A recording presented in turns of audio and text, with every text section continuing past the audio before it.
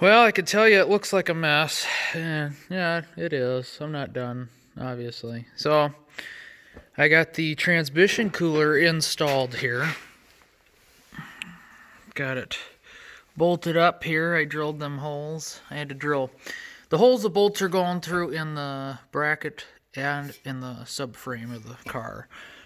Just because the holes that they originally put, you can see right there, didn't exactly line up right to where I wanted it. So, but that's right in line with the condenser, and the opening in the bumper is right at the bottom edge of this condenser. So I was like, that's just perfect. It'll get airflow, and hopefully when the fan kicks on, wintertime it won't be a problem because this side of the fan does not kick on unless the AC is on or the car is getting hotter, like summertime. And so I might kick on the maybe try and turn on the AC, just hit the button and see if maybe the fan kicks on high. It should, because it's trying to cool the condenser down as much as possible. And hopefully it'll draw that air movement will pull across the fins. I don't know, because it is a good distance. I mean, it's probably 3-4 inches between the condenser and that. So I will be getting a new condenser and a new dryer because this condenser looks like absolute garbage. Big a time. It's all crusty. I mean, look at all the crap falling off of it. The aluminum's just corroding away. And while the system's open, I might as well, right? So, but we got our brand new radiator in there. There you can see, nice and clean. Nice Denso, so not too bad. Gotta fill her up with coolant yet. I just got done putting this anti-rub sheath on the line for the cooler. I think this is the order it is. If not, well, we kind of screwed that up. But hopefully it's the right order of this coming out. I wanted the filter on the outline, because if any metal's going to come out of the transmission, it's going to get caught in here, any particulates. And then it's going to keep crap from plugging up my coolers, my brand new radiator and aftermarket coolers. So then we come down, but the line coming out of the radiator comes up to the top, and then flows down to the bottom line, which then goes up into the transmission. I tell you, the rubber hoses they gave me with this cooler are so freaking tight. I had to put my entire body weight and then some into getting the hoses onto the fittings, even on the transmission. And everything's 3/8, so this hose is almost just a hair. Well, not just a hair. It's a little more than just too small. It was a freaking turd, but we got them on, so that's good. And just less prone to leak, so it's definitely nice.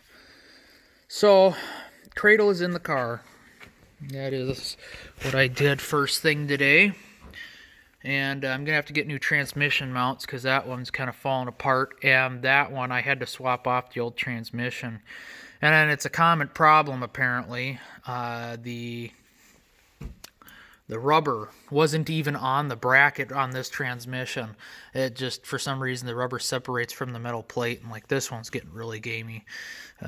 So I'll have to get a couple new tranny mounts because this one's just sitting on the rubber, and hopefully it don't fall out or something stupid like that. But my upper control arms, lower control arms should be here. It says tomorrow, and I ordered them yesterday, so we shall see. That'll be nice because we are at the point where just about, I hate that. Well, to be honest, we have a few things yet to do. I have to get the studs out of the catalytic converter. I have to drill them out. I haven't gotten any of them out yet.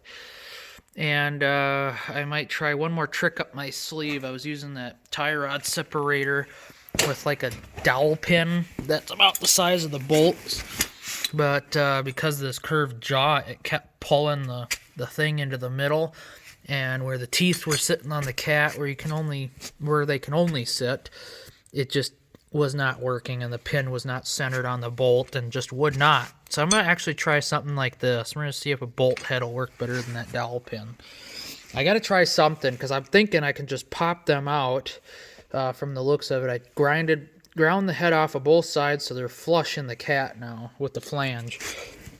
So I'm really hoping that'll work. But, you got nice new tie rods when you can, well, where they pretty much stay level, because that one's in here just went glook.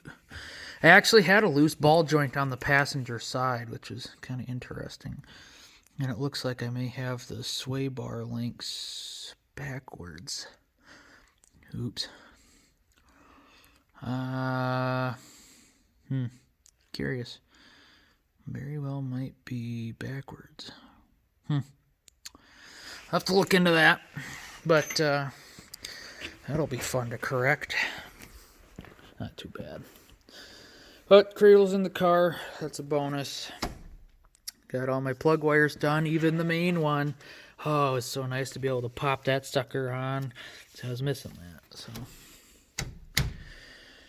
So we get the new upper control arms. The spindles can go on with our new ball joints, our new rotors, and with our new CV boots, which I got to do yet. I got to do boots. And as well as something else I'm forgetting that needs to be done. Getting the exhaust manifolds, piping back on. Now, tell me that this isn't a stupid design. Let me get this out of the light here. Look at this. Front manifold, rear manifold. Let's have it go towards the front of the car, come back. That looks like it just does a 90. Now, tell me that doesn't create a fair bit of turbulence. If anything, they should have routed it back around, but that's such a tight bend either way. My goodness, why did they do that? I don't understand engineers. They could have designed the exhaust so the catalytic converter was back further, and the exhaust came down and routed into the pipe. I want Dad to fabricate something for me, because this is going to bug me. I know this is robbing fuel mileage and probably a little bit of horsepower. That is not okay. I mean, now you're starting to, create a roadblock there, kind of with just why. So, if I could find a custom exhaust or help someone make one, because the cat's right there. I mean, that's wonderful. And if it was possible to extend the wires for the O2 sensors, although I don't know why they put one right on the front of the bung, right on the front of the, whatever you want to call that, flex joint, which is awfully flexy. I might have to look into that. It's not noisy or anything, so I don't know why. But whatever. Anyway, so here's the old radiator. Looks like absolute garbage down here. No, that's not so bad, but this one looked a lot worse. And then all them freaking little bolt thingies were rusted in there and broke and whatever. Well, you could tell how this thing looked just absolutely disgusting. I think the other side's worse. Yeah, look at that. Yuck. So, no go. It's interesting how such a small radiator is required for these cars. I don't know if the 4-cylinder's got the same size or smaller or what, but that's interesting. Either way, it's a puny, thin radiator. I thought the one for my North Star was pretty small too. And,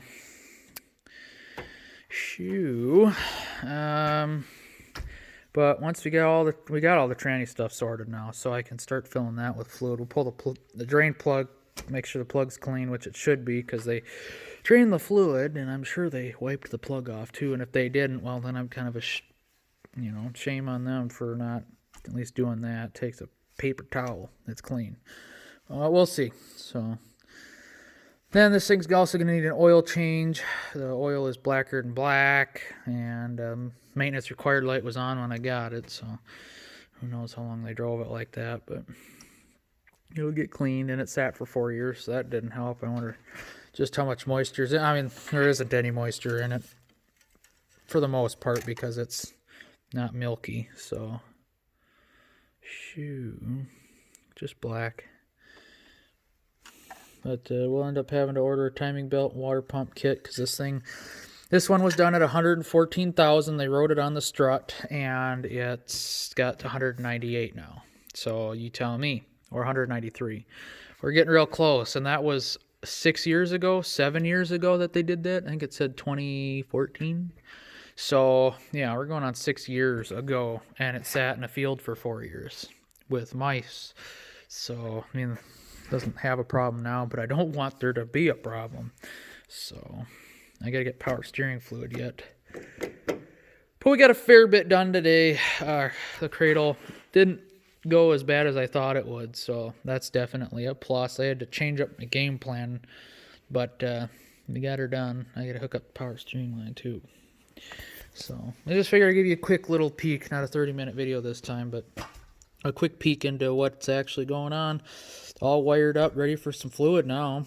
You gotta put the coolant back in it once I get the overflow and stuff hooked up. So oh yeah, and I'm really thinking I should kind of fix the battery wires on this thing because they're kind of sort of jank, just a little bit. And I'd like to do a side terminal battery in this thing because I have a Optima red top battery I bought for $30 or $20. I don't remember. I think it was $30. And the sticker is off of it of how old it is, but man, it sits at like 12.5 volts, and it was sat on the shelf for about 3 months, still 12.5 volts, and I'm like, frickin' right, best $30 I ever spent. So I really want that battery in this car because the Ford battery that was in here is going on 6 years old, I think, and it does not charge up all the way. It only charges to like 12.3 and then just quits. And I have my automatic charger. I just picked this battery up for $35 at the place I've been getting all my the cradle and spindles and stuff. So it's a pretty big battery. Comparison, there's a charger or my hand. It's a pretty big battery. I don't know if it's a truck battery, but where's the sticker? It said it's 2 years old. Get in there. Focus. 518, 900 cold, 1080. So you got her on charge, but like I said, I put this thing on that Ford battery, and when it's done, it lights up green. So it never did that, and I charged it for like 3 days straight. Nothing. So it just sits at 12.3. It cranks the car perfectly fine, but how long is that battery going to last if it can't even charge up all the way? So... And that battery was pretty much dead as a doornail when I got the car. I'm very surprised we were able to even jump it and bring it a little bit back to life. See if there's a date on that, because I haven't looked in a while.